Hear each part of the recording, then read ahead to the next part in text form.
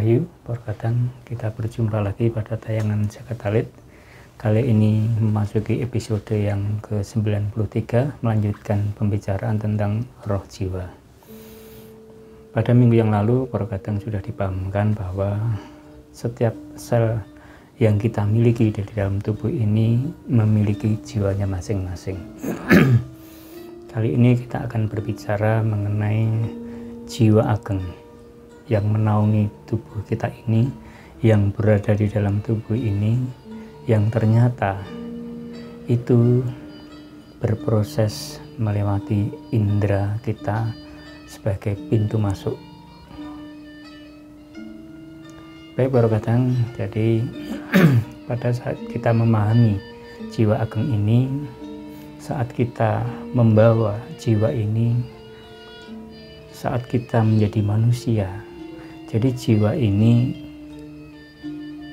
sudah kita pahami sebagai jiwa yang masih kosong, jiwa yang belum terisi, jiwa yang memasuki lembaran baru di dalam kehidupan kita. Kita memiliki tanggung jawab untuk membentuk jiwa kita. Kita memiliki tanggung jawab untuk mewarnai jiwa kita. Nah, ternyata Purkadang, jiwa yang bisa kita bentuk ini semuanya itu berproses lewat indera kita sebagai awal dari proses tersebut. Jadi apa yang kita lihat, apa yang kita dengar, ya, itu akan berproses di dalam spiritualitas kita. Pada saat kita itu belum mengalami kesadaran yang sebenarnya, maka kebenaran-kebenaran yang disimpulkan, yang dipahami itu juga kebenaran-kebenaran yang masih berupa versi diri kita sendiri. Ya. Sehingga saat kita belum bisa berproses di dalam hakikat kebenaran yang sesungguhnya, maka kadangkala kita saat melihat sebuah peristiwa, saat mendengar sebuah peristiwa, ya, ini jiwa kita lambat laun akan terbentuk oleh indrawi kita. Nah, saat kita masih memahami, masih dalam sebatas kulit, maka jiwa ini juga akan membentuk karakter yang memang belum stabil.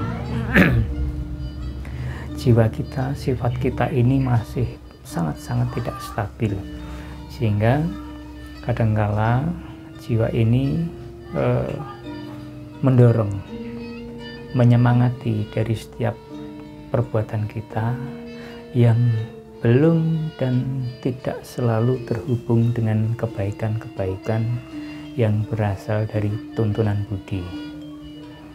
Nah, jadi Purkadang, ternyata indrawi kita, mata kita, penglihatan kita, pendengaran kita ini sangat-sangat memiliki pengaruh terhadap perkembangan jiwa. Jadi jiwa itu bisa dipengaruhi oleh apa yang kita lihat, apa yang kita dengar. Namun apa yang kita rekam dengan penglihatan dan pendengaran kita, saat kita itu belum mapan di dalam proses kesadaran, maka otomatis di dalam diri kita itu ada persepsi-persepsi terhadap sebuah pengalaman hidup. Ya, karena mungkin kita belum mapan di dalam memahami kebenaran, maka persepsi-persepsi inilah yang akan membentuk sebuah ego yang bisa mengkristal, yang bisa membentuk karakter dari jiwa ageng kita. Nah, jadi jiwa kita ini bisa terbentuk menjadi jiwa yang baik, tapi juga jiwa kita bisa terbentuk di dalam ego yang lebih besar, sehingga apa yang terpantul, apa yang keluar dari jiwa ageng kita ini akan berpengaruh pada setiap pikiran kita, akan berpengaruh pada setiap tindakan kita.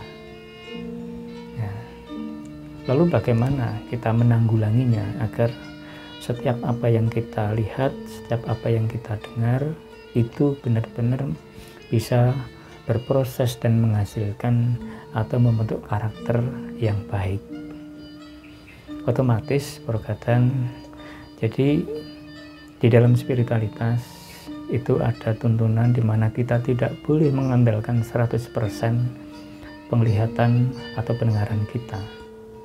Kadangkala apa yang kita lihat itu hanya sebatas kulit luarnya saja, tetapi apa yang ada di balik peristiwa tersebut tidak bisa kita amati. Spiritualitas mengajarkan kita di dalam melakukan sati, artinya setiap peristiwa yang kita hadapi harus kita perhatikan, artinya kita harus melihat dengan hati kita dan mendengarkan dengan hati kita, agar apa yang ada di balik peristiwa tersebut, apa yang ada kebenaran di balik peristiwa tersebut bisa kita pahami dan menjadi sebuah hal yang penting untuk pertumbuhan jiwa ini. Sebab kalau jiwa ini akan dibentuk menjadi karakter yang baik, menjadi sesuatu yang baik, maka dibutuhkan kebenaran-kebenaran yang hakiki, bukan kebenaran-kebenaran yang semu yang hanya dikenali lewat penglihatan kita. Ya. Lalu bagaimana supaya kita itu bisa selalu membiasakan diri untuk memperhatikan, tidak saja hanya melihat dan mendengar? Maka ini tidak ada cara yang lain kecuali kita kembali pada diri sendiri, membangun budaya untuk tidak hanya sekedar melihat, ya, tidak hanya sekedar mendengarkan, tetapi mengolah rasa kita di dalam setiap peristiwa yang kita lihat, kita dengar, agar kita itu bisa memahami apa yang terjadi sesungguhnya. Jadi perkataan kejadian-kejadian yang ada di depan kita, saat kita tidak memahami secara benar, peristiwa-peristiwa itu akan membentuk pembenaran-pembenaran. Ya, pembenaran-pembenaran inilah yang terjadi melewati indera kita inilah, saat kita tidak bisa membedakan mana yang benar, mana yang salah, maka jiwa kita, jiwa ageng kita akan dipertaruhkan. Nah, ketidaktahuan kita untuk mengerti mana yang benar, mana yang salah, maka saat kita dengan keterbatasannya itu ternyata tidak sengaja memilih yang salah, nah, karena kita tidak mengenali dengan baik, maka jadi jiwa ini akan terbentuk dengan karakter yang memang tidak baik, karakter yang dipenuhi dengan keakuan, karakter yang dipenuhi dengan ego, ya, karakter yang selalu membentuk untuk hidup sendiri, karakter yang tidak memahami pentingnya untuk berinteraksi dengan orang lain, sehingga tidak ada kepedulian-kepedulian yang terjadi. Nah, padahal di dalam laku spiritualitas kita selama berada di dalam ranah waktu pemurnian ini, yang dibutuhkan adalah dharma-dharma kebaikan. Jadi dharma-dharma kebaikan ini terkadang akan keluar seperti air yang keluar dari mata air pada saat jiwa kita ini juga terbentuk di dalam kebaikan. Jiwa kita itu selalu ingin, selalu rindu akan berbuat kebaikan. Jiwa kita ini akan selalu merindukan Tuhannya. Nah, sehingga pikiran, perbuatan kita itu akan mencitrakan jiwa kita. Jadi itu gambaran perkataan bagaimana jadi kita diberikan anugerah memiliki indrawi kita. Namun begitu, saat kita menyelami lebih dalam lagi di dalam spiritualitas, ternyata kita harus menyaring, kita harus mencermati apa yang kita lihat, apa yang kita dengar. Setidak-tidaknya kalau kita belum terbiasa untuk bersati, untuk memperhatikan secara langsung, kita membutuhkan permenungan untuk kita renungkan di dalam hati kita, lalu kita urai.